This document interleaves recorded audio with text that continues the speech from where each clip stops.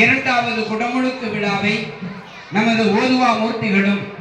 சிவனடியார்களும் அழகு தமிழிலே அற்புத தமிழிலே அதாவது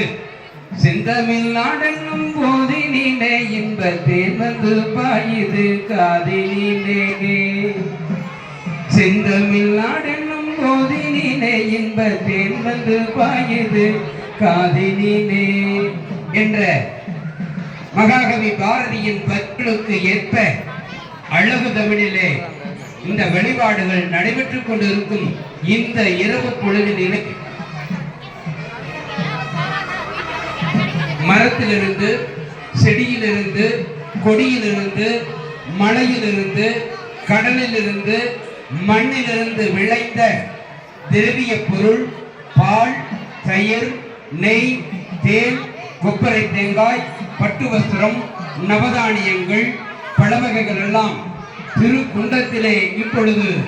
சமர்ப்பித்துக் கொண்டிருக்கிறார்கள். வேள்விச்சாலையிலே சக்தி விநாயகருக்கு திருக்குண்டத்திலே அந்த திரவிய பொருட்களை சமர்ப்பித்துக் கொண்டிருக்கிற காட்சி ஒருபுறம், மறுபுறமோ பல்லடம் இசை மாமணி ஆனந்த் குழுவினுடைய மங்கள இசை மறுபுறம். இந்த தருணத்திலே நாம் மனதை சுத்தம் செய்ய பன்னிரு குருமுறைகள் திரு